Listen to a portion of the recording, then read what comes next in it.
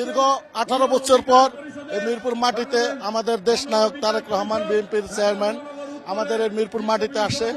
আমরা স্বতঃস্ফূর্ত পথে আমরা আনন্দিতভাবে আমরা সবাই ঐক্যবদ্ধ ধানের শীষের মার্কার প্রচারণা নিয়ে আমরা এই মাঠে হাজির হচ্ছি এবং আগামীতে ইনশাল্লাহ সকলের ঐক্যবদ্ধে ধানের শীষ মার্কা ভোট দিয়ে আমরা তারেক রহমানকে প্রধানমন্ত্রী বানাবো ইনশাল্লাহ। আর আমাদের এই 14 আসনে ধানের শীষ মার্কা মায়ের ডাকের প্রতীক যে সানজিদা ইসলাম তুলিয়াপা বিপুল ভোটে বিজয় হবে ইনশাল্লাহ আমরা আশা করি।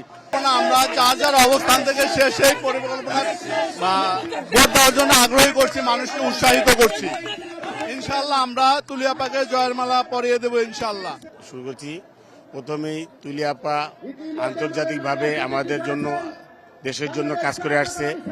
আর দলের চেয়ারম্যান জনাব তারেক রহমান ওনাকে যোগ্য বলে এই আসনে দিছে। আমরা সর্বোচ্চ সহযোগিতা করব আমাদের একটা ভোটও যাতে দলের বাইরে না যায়।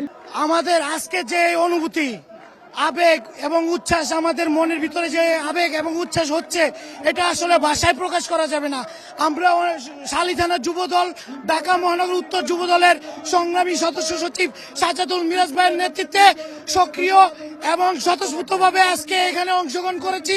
আমাদের এই এলাকায় চাঁদাবাজি এবং মাদকের ব্যাপারগুলো একটু বেশি সক্রিয়।